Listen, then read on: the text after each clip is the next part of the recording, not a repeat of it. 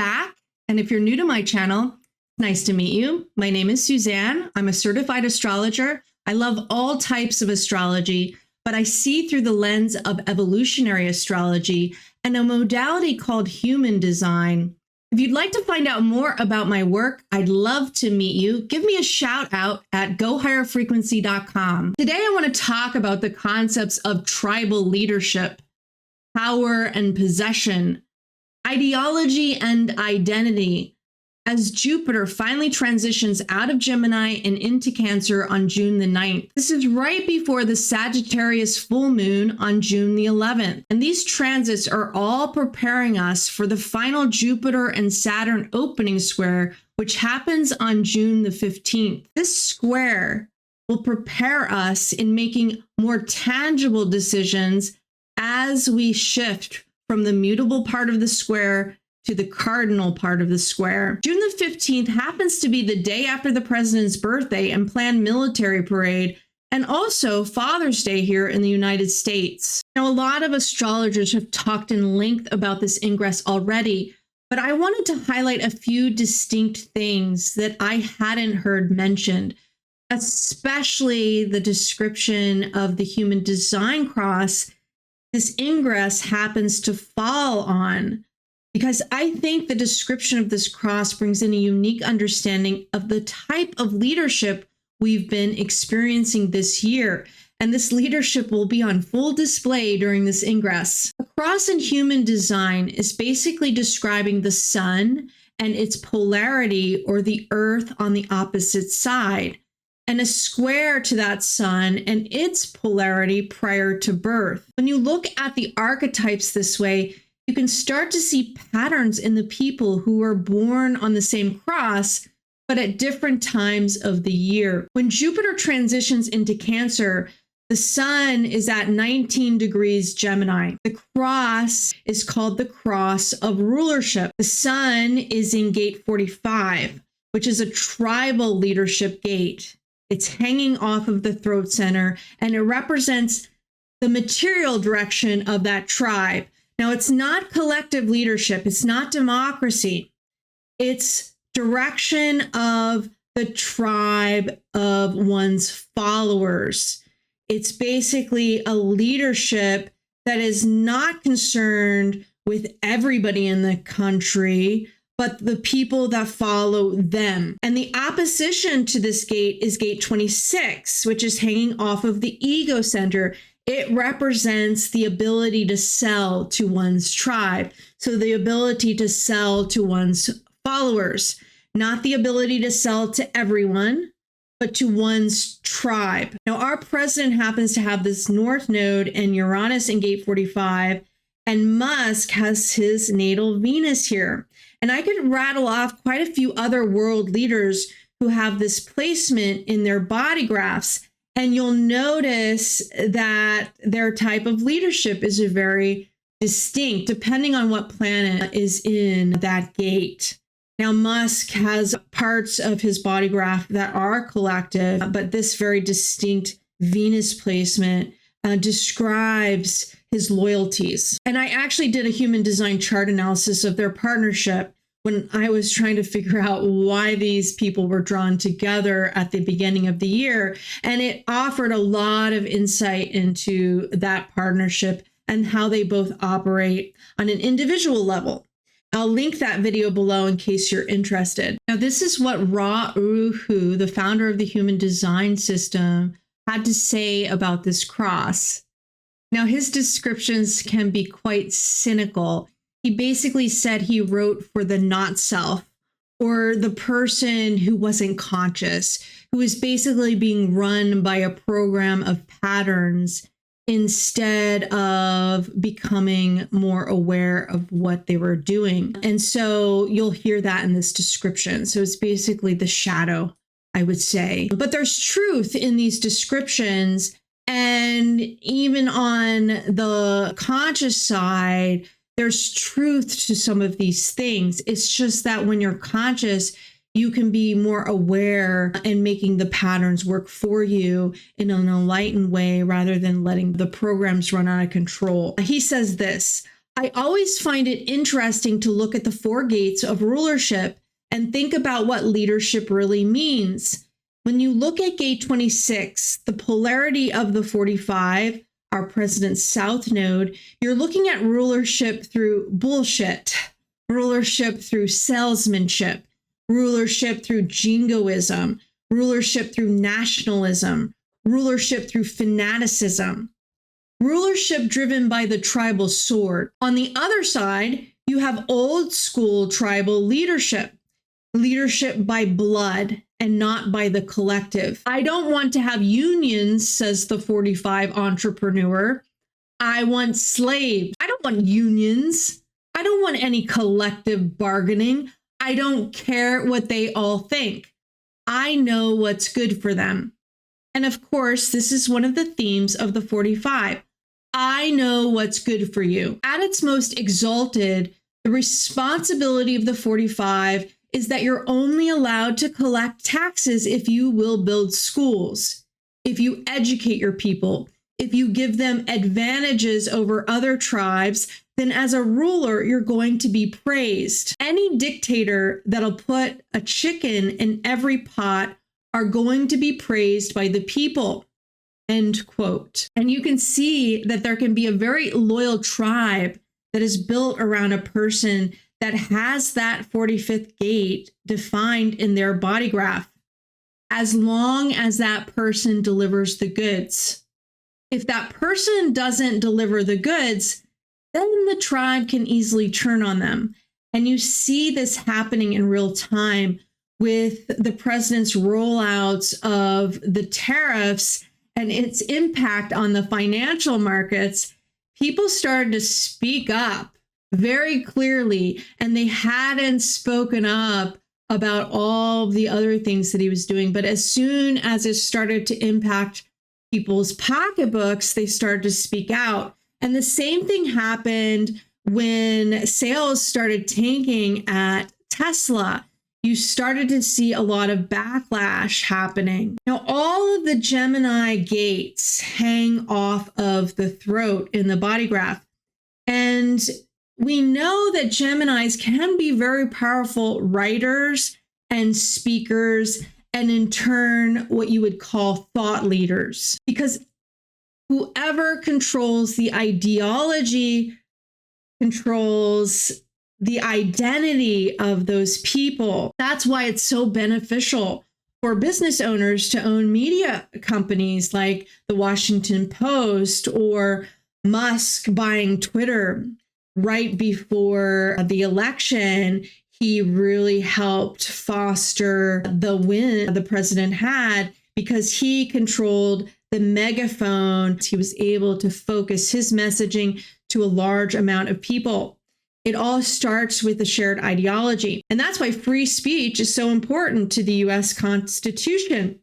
And that's why there's a concerted effort to erode this fundamental right. The founders of our country knew that this right was essential to our democracy. It can certainly be easier when there is authoritarian rule because there's a potential to move much quicker. That's like the CEO of a startup. That person can move fast and break things because there's not a lot of oversight. There's not a lot of control over what he's doing. That person at the top unilaterally makes the decision. Once they became a public company, they have less control. They have shareholders who vote them in or out, depending on how much shares they have in that company. So the startup founder has a lot more control, and so do authoritarians.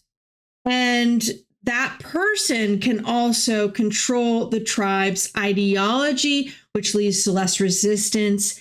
And it means that we can all go in the same direction because we all believe and identify with the same things. Now, prior to this president's election, I started to hear some acquaintances actually arguing against a democracy with this type of reasoning. You know, taking control of the ideology can lead to actively voting for a bogeyman we've all been warned against by the very same party. So we really have to watch what information we're taking in, who's actually presenting that information, and is it affecting us in ways that we don't recognize and we don't understand. Yes, democracy is a lot slower, but it's also beneficial for people who do not want to be controlled in every single way by one person, by one ideology. So now we move from Jupiter and Gemini, transitioning through all of these throat gates, to Jupiter in Cancer, which starts in gate 15. And that's hanging off of the identity center here. That is where ideology has the potential to turn into personal identification, especially for those that don't have a strong sense of identity in the first place, or those who do not have a defined channel that defines their identity center, like I do. But also the leaders who don't have a defined identity center can appeal to a lot more people. Our president and Musk both have undefined identity centers, with Trump having a fully open identity center, which gives him a lot of power for people to identify with him. He's very flexible in his identification. Transactional. He is most concerned with the money.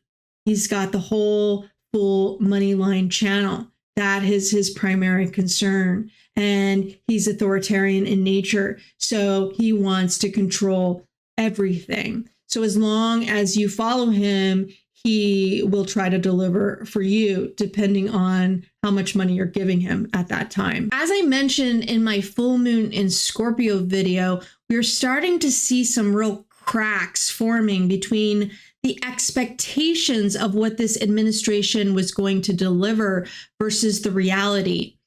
And there's already an image forming about the optics of opulence at the top, at the expense of the people. We have this big military parade being planned to celebrate the president's birthday.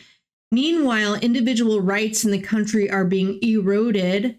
Funding for our schools and science programs have been decimated, and money is being transferred from the very poor to the very rich. Money was also cut from our world aid programs, while we have made enemies of our allies and friends with warmongers, deporting unlucky immigrants, some whose only crime may be that they risk their lives in hopes of finding a better life in the U.S., only to end up being shipped off to another third world country, perhaps even worse than the one they escaped from. Corruption is now being paraded out in the open for all the world to see, while those in power blatantly target their enemies. Though Jupiter is transitioning to Cancer, Mercury and Jupiter's cycle in Gemini is not finished yet. In 2024, these two planets started a new synodic cycle at the beginning of Gemini, while Neptune was still at the last degree of Pisces. And on June 8th, the day before Jupiter enters Cancer, Mercury and Jupiter connect again at the last degree of Gemini, before Mercury runs speedily ahead into Cancer. The next time Mercury and Jupiter form an exact conjunction in 2026, it will be in the sign of Leo, when the nodes will have just entered the Leo-Aquarius axis. So it skips an exact conjunction in Cancer, and the pair will not meet up in Cancer until 2037. The last time that Jupiter and Mercury formed an exact conjunction in Cancer was in 2002, about a year after 9/11. This long break, around 32 years, is fairly unusual. Mercury and Jupiter usually meet up in every sign every 12 years. But there can be repeated and skipped cycles depending on the retrograde cycle of Mercury. For example, between 2014 and 2015, we had two conjunctions in Leo, one at the beginning degrees of Leo, and the second one being at the last degree of Leo. And if you know anything about our president's chart, that's his ascendant degree. And in 2015 is when he won that first election. In 2021, we had 3 conjunctions in Aquarius because of the Mercury retrograde cycle in Aquarius that year. That cycle prepared us mentally for the entry of Pluto into Aquarius, as many people rebelled against the enforcement of vaccines and social distancing during that cycle. Mercury and Jupiter are often compared as the lower mind versus the higher mind. And the sign Cancer is tied to the moon, our bodily rhythms, and our sense of identity, our emotional memory. So whatever ideologies are being forced upon us during this period will not be lasting. As patterns repeat, we are in a time of change and transition. Right now, we are collectively searching for our shared identity. It's basically demonstrating the shift in our population. And with this shift in our population and the ways that our leaders have been trying to control what identity that we form, we're basically seeing this big shift where there is not a clear sense of one single identity. We're moving and shifting around. We don't know who we are. We're in this search for who we are and who we will be in the future. So let's talk about this chart more specifically. As you can see, the ascendant of this chart is 7 degrees Scorpio. It's ruled by Mars. Mars sits in the 10th house of this chart. And Mars is in a trine to Chiron, which sits in the 6th house of this chart. It's very interesting because Chiron has been very present during this tariff chaos and how the markets have responded at each threat of the tariff phase. And right after he announced these reciprocal tariffs, the sun was applying to Chiron. It was exactly conjunct during the Libra full moon. So that was the chaos after the reciprocal tariffs were announced. And then when Pluto went retrograde on May 4th, Mercury conjunct Chiron. And during that time, he had pulled some tariffs back and then he had applied other ones. So again, we were seeing a lot of market reactivity during that time as he was negotiating these tariffs. And then on June 1st, Venus conjuncts Chiron. And just yesterday, there was a judgment that announced that this unilateral tariff pronouncements were illegal and needed to go through Congress. And so Venus conjuncting Chiron seems to be that decision. It's not June 1st yet, but appears to be that decision. So now Mars is in trine relationship to Chiron. There seems to be a movement ahead. Now, Mars is very connected to the president's Mars. He's about ready to experience a Mars return. And it describes a man holding more gifts than he can handle.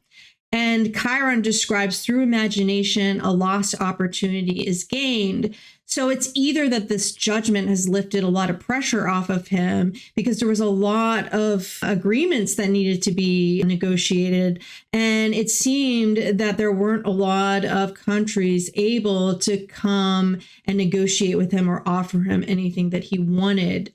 And it didn't seem worth it. And so he could make a more conservative choice about who to negotiate with. It might have relieved a lot of pressure from him and his administration to solve all of this before July. Or it could be that he went to the Supreme Court and received a judgment that was in favor of the executive branch being able to apply these tariffs unilaterally against these other judgments. And I also wanted to point out that the previous 2 new moons are present in this chart.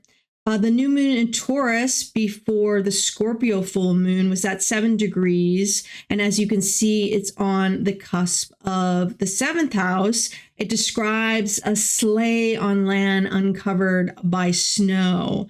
So it's basically we've built this sleigh so that we can slide down the hill with our new partnerships, but we're waiting for the snow. And so the expectations of these partners coming in to negotiate something with us so that we can have better deals. And then the new moon in Gemini was at 6 degrees, and that is at the cusp of the 8th house in this chart. So again, we're still waiting to figure out who's going to give us the best deal and who we're going to partner with. Now, of course, the sun and Jupiter and Mercury are all in the 8th house as well. And Mercury and Jupiter are both ahead of the sun at this point. So there is this perceptual shift happening before the actual shift takes place. When the sun moves into Cancer on June 20th, there's this perceptual shift. And Mercury at 2 degrees Cancer is out of bounds. It's describing an expanded perception. Now that we've all gone through this collective experience, we can look out and see a little bit further into the future about where we're heading. And Jupiter at 0 degrees Cancer is about achieving primary objectives, sometimes requires transient loyalties. And so that really is describing this transactional approach that we are all learning about from the leadership.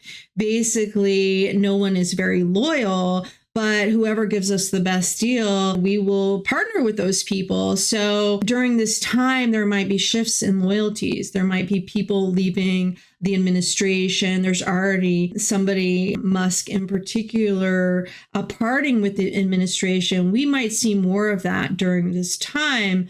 And Mercury and Jupiter are applying now to a square to Saturn and Neptune in Aries. So as Saturn and Neptune have joined forces to dissolve old structures, Jupiter enters Cancer ready to nurture some growth, some new growth.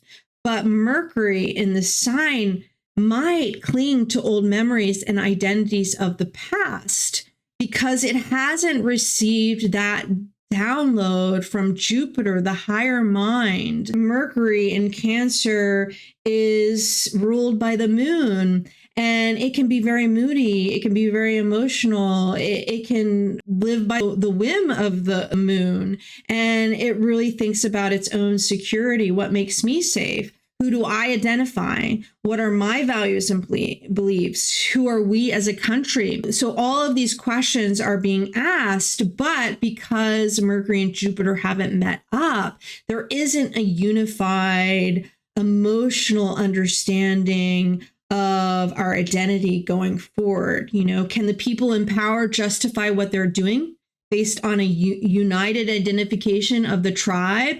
Or is a minority in our country trying to strong arm our ideals and belief systems? So there is a tension that's being developed during this time between what we identify with as an individual and who is taking away our rights to be that individual and to identify with the tribes that we want to identify with. So there's a tension there.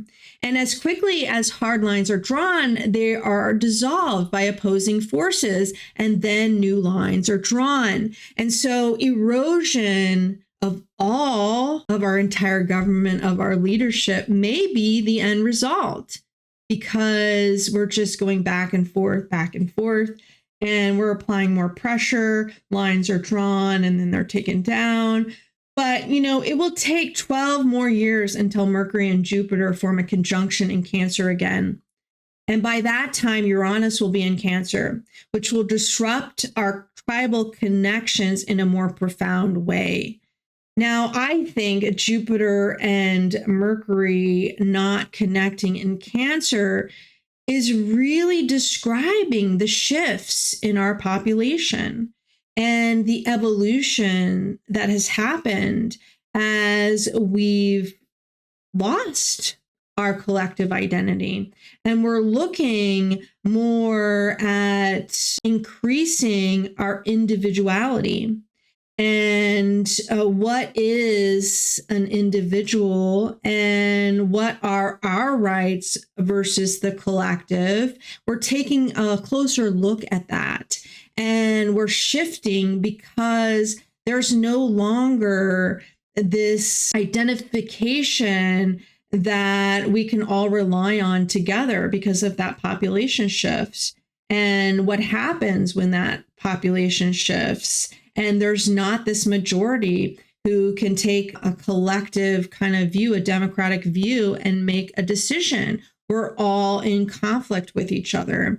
And so we're seeing that shift play out in the cycles. And so it's just symbolic of the shift that's happening here on Earth. So this Mercury and Jupiter conjunction forms the apex of a yacht, or the finger of fate, they call it, between the moon, which is out of bounds in this chart, represents the people in a mundane chart, and Pluto, the oligarchs. And so whatever happens during this time related to Mercury and Jupiter themes, related to what's coming out in the media, what the justice system has decided, that's what the public and those in power will need to adjust to.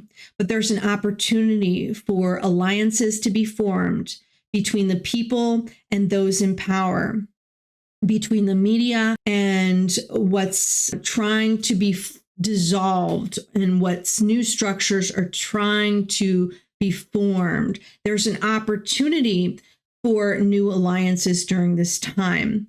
Now, they can be alliances based on individual values, or they can be alliances based on money, or they can be alliances based on our overall objective of what we want to achieve. Remember, we have transient loyalties right now with Jupiter at the very beginning of Cancer. So there can be a change in alliances during this time. Now, during the Scorpio full moon, Mercury was in Taurus, and it was at the same degree as Venus is now rising on the descendant and separating from a square to Pluto. So Mercury was squaring Pluto, and now Venus is separating from a square to Pluto.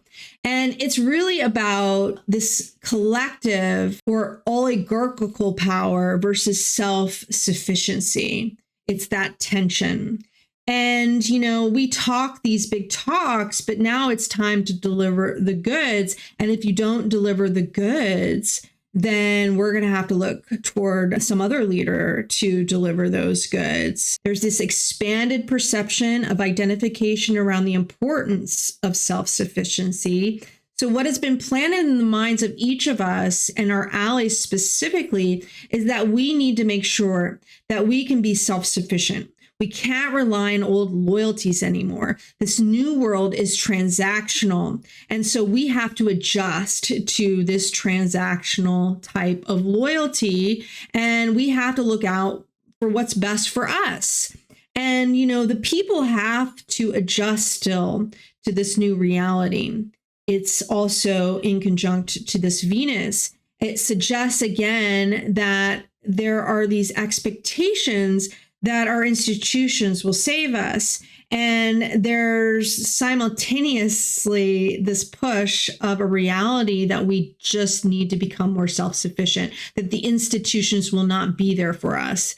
And like I mentioned, we're starting to see some cracks show up during these squares. And one of them was Musk's departure from this administration. Now, right after Mars went out of Cancer, there was an announcement already happening that Musk's leading doge was coming to an end.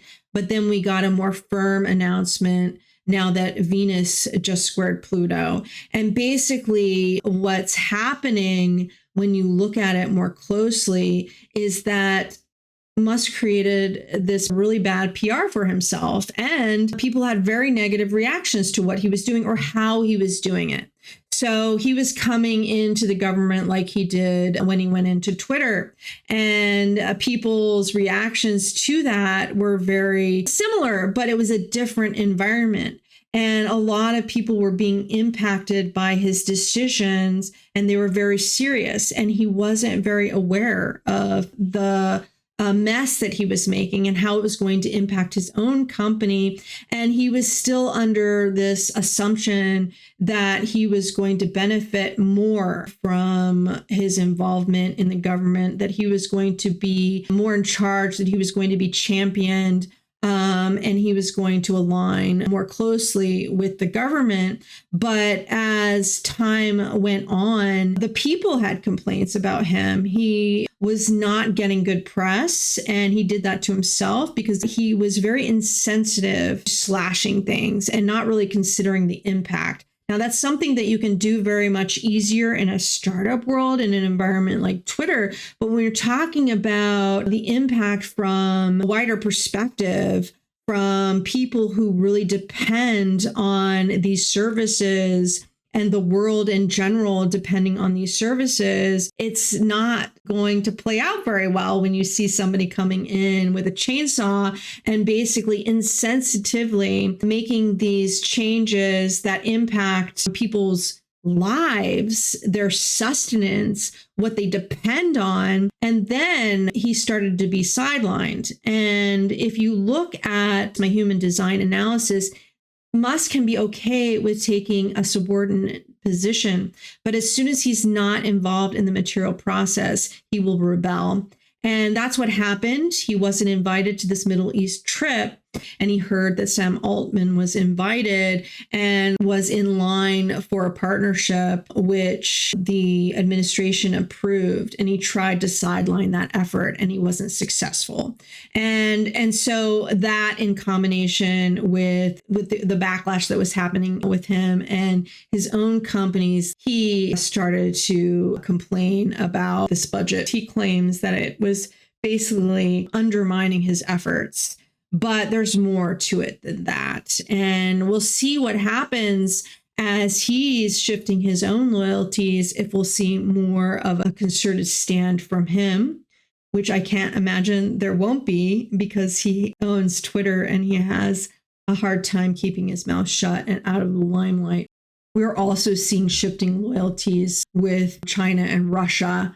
And at the time of the Scorpio full moon, we also saw that Putin had his own military celebration, and she was present. And so we'll see if there's a realignment in the partnerships that we're expecting to align with in this new world order. So let's talk about the full moon in Sagittarius on June 11th. It's right near the president's lunar return and right before his birthday. Raven Caldera calls this moon the priest's moon, and she says this about the priest's moon.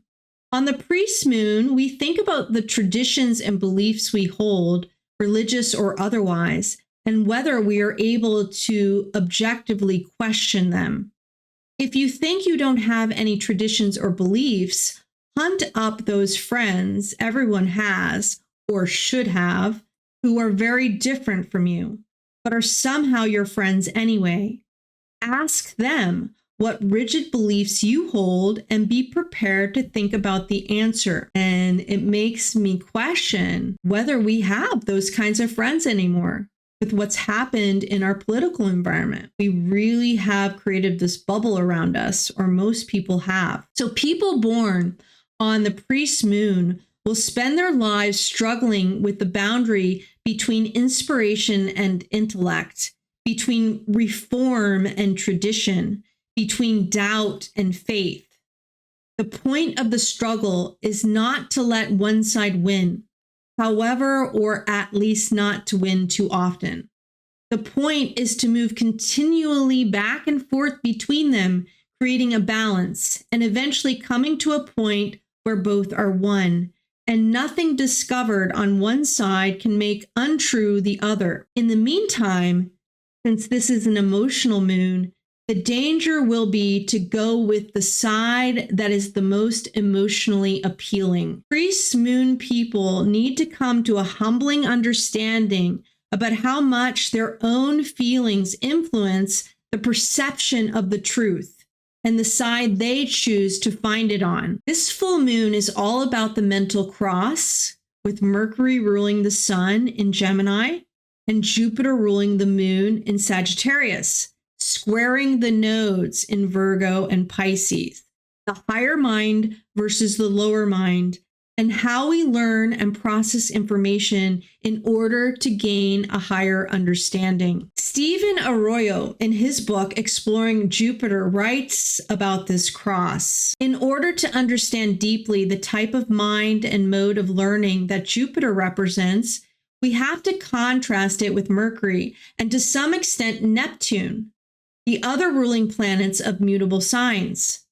In fact, we have to explore as well the signs of the mental cross, as it is often called, since there are 4 signs involved. All the signs of the mental cross and the ruling planets have to do with learning, and a comprehensive understanding of all their principles will allow us to appreciate the various modes of learning. Each take a different approach and achieves a different perspective.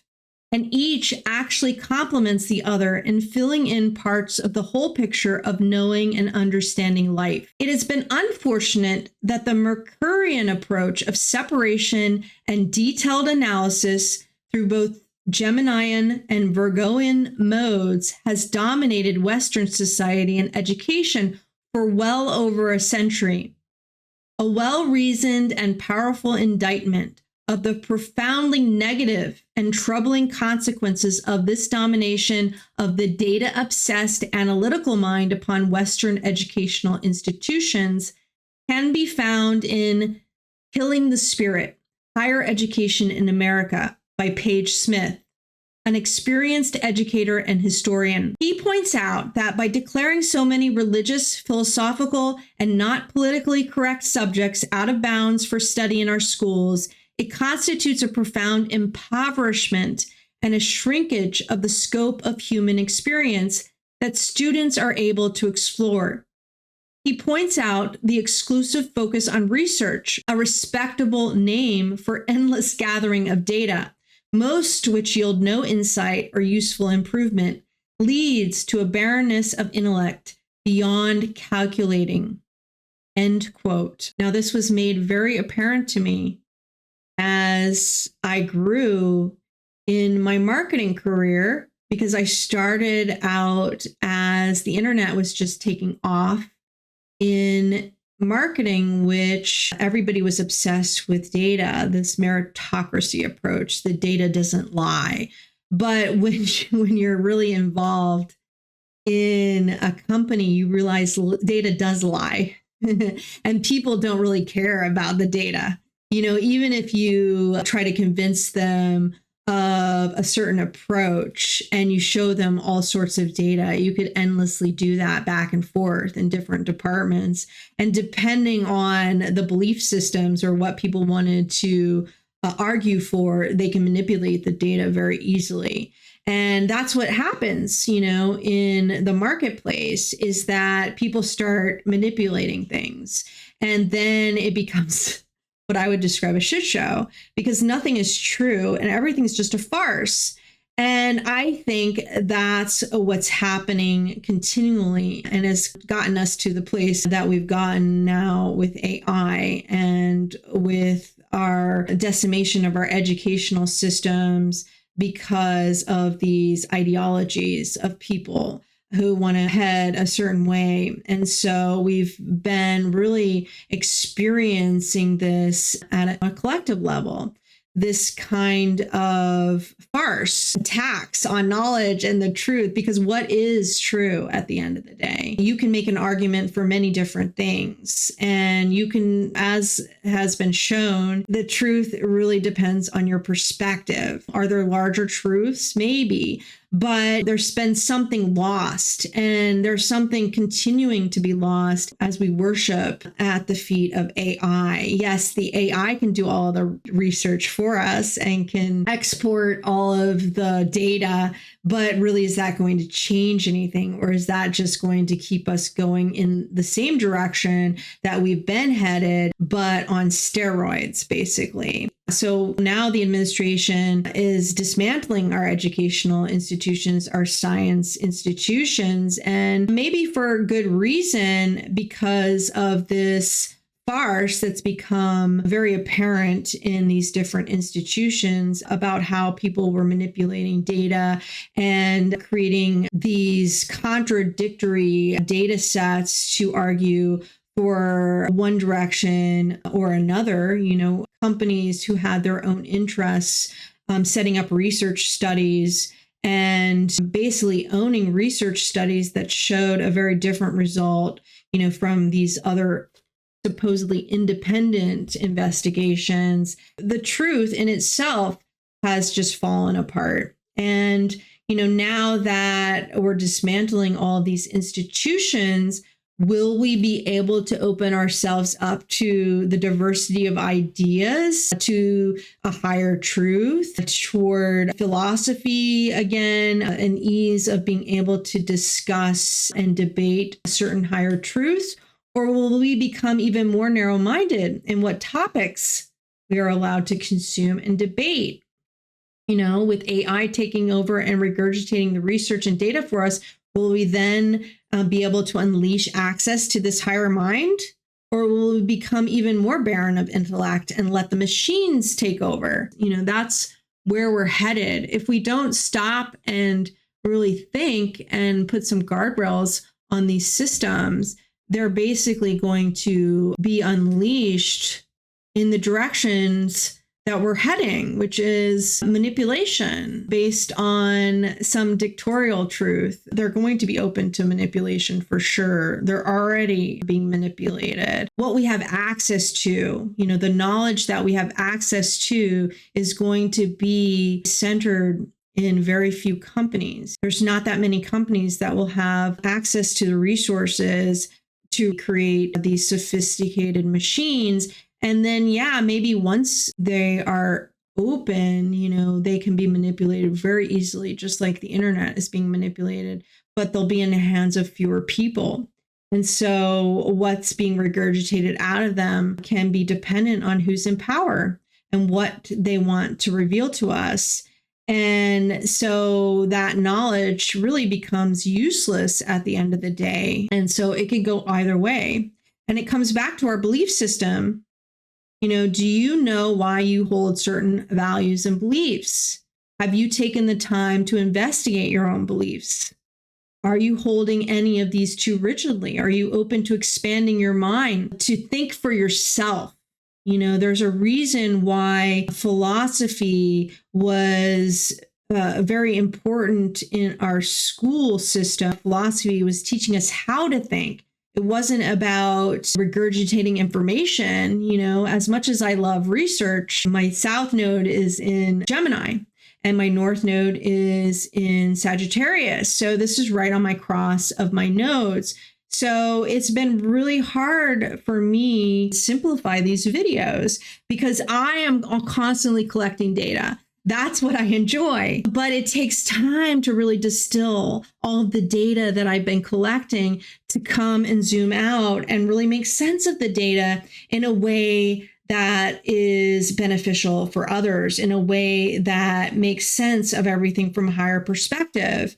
And these friends who are more Jupiterian than me, and they're like, oh, I didn't do all this research. And I was like, it really doesn't matter at the end of the day. Because you're taking the basic truths and you're communicating those, which are much more important than all of these disparate data collection points that you can't make sense of. If there aren't any threads of a higher truth to all of this knowledge that we have, then what's the point of the knowledge? Especially if you can't think for yourself, if you can't reason for yourself your higher truths and why you believe the ways that you believe. If you can't communicate that to others and understand it within yourself, then, there's a problem there. And I think more and more we're, as a collective, needing to figure out how we hold beliefs and why, and how can we learn to think independently from others so that we aren't manipulated by the powers that be, so that we can come to our own conclusions. Now, we kind of have to trust other people sometimes to give us knowledge, like doctors and scientists, because that's what they've spent their whole life studying, and we haven't. But at the same time, there are certain ways that we can investigate and really come to our own understanding based on our own values about what's true for us and what's not.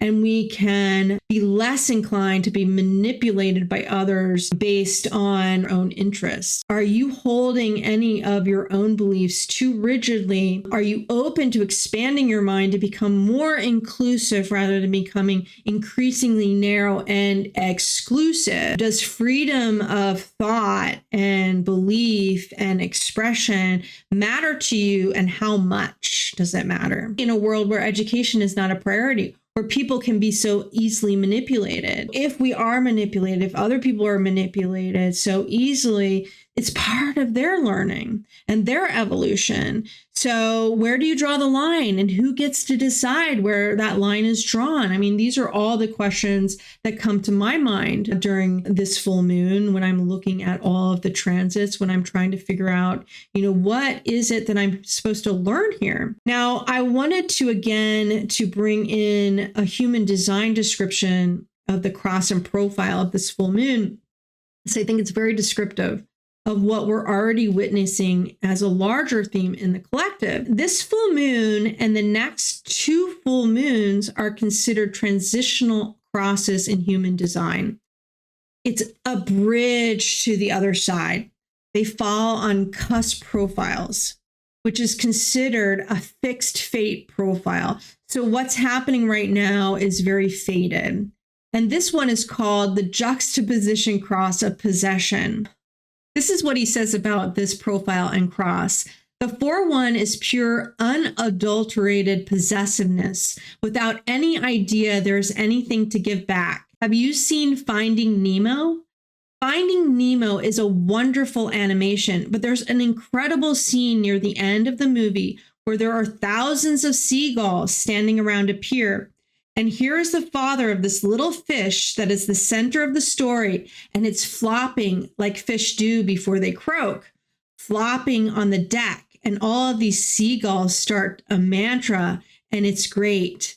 They go, mine, mine, mine. It's all mine. It's not yours. It's mine. End quote. Now let's take a look at the full moon chart. This full moon is related to the new moon in Sagittarius that happened in December of 2023. So if you have any planets that are near this 20th degree of Sagittarius, you might think back during that time period to see if there's something that you started that is culminating during this full moon that you need to release out into the public for feedback. I think it's very helpful to track this movement as it helps me process or understand when I'm attempting to evolve. Now, the moon and Mercury are both out of bounds during this full moon. So it's a very excitable and emotional full moon. The sun is now exactly conjunct our president's north node. And if you remember the ingress chart, the chart is flipped from that chart. So the sun, Jupiter, and Mercury are now in the second house, while the moon is in the 8th house. And this full moon is squaring the nodes in the 5th and the 11th house. So it's definitely this struggle between what's mine and what's yours. And there might be a lot of pressure around this expectation of what was going to happen versus the reality of what's happening. And it's time really to set the direction for the tribe, the monetary direction. Providing a vision is very important. How are we going to move forward? And the ascendant is about coping with adversity. And the ruler, Venus, is in the 12th house. So there is this theme about building bridges after a setback. There might have been setbacks before this time period, and There needs to be rethinking about how we can move forward in a new way. It can also be about generosity or indiscriminate sharing, which opens us up to sickness. It is in the 12th house. And so there might be some things that have happened that were unforeseen, and now we have to come up with a new approach. Mercury is now at 4 degrees Cancer, and the Sabian symbol for this degree is at a railroad crossing, an automobile is wrecked by a train. And so there's something about respecting karma during this time, or thinking before we speak, because it may lead to something that we didn't foresee, and how we have to again align with new partners, because the ones that we were going to align with are no longer working, or showing that they aren't working, with Jupiter still at that 0 degrees Cancer. But, with Mercury out of bounds, there's not going to be a lot of control about what we put out into the world. So we really have to be more aligned with our own values. So what we speak is something that we mean to speak out into the open, whether it comes out accidentally or not. It's aligned with our subconscious. It's aligned with what we're trying to accomplish at the end of the day. Now, there's an opportunity during this time to receive guidance from a master toward utilizing conflict as a spiritual practice and moving us toward acceptance. Now, there are people who naturally use conflict. It energizes them in a way. And we know that our president really loves conflict. So this might work for him. But, the midheaven is also ruled by Saturn, Neptune, which is in this 12th house, and Pluto is in the 10th house. So there might be things that are going on that are out of our control, and we're really needing to take a step back and go inward to really understand where we want to head next, because it's very important sometimes to go within, to detach, especially when emotions are stirring uncontrollably in ourselves. So that we don't make any moves that we don't feel aligned with, just because we're becoming emotionally connected. So there might be some sickness that's happening in the financial markets, things that are happening behind the scenes that we need to come to terms with in the wider collective.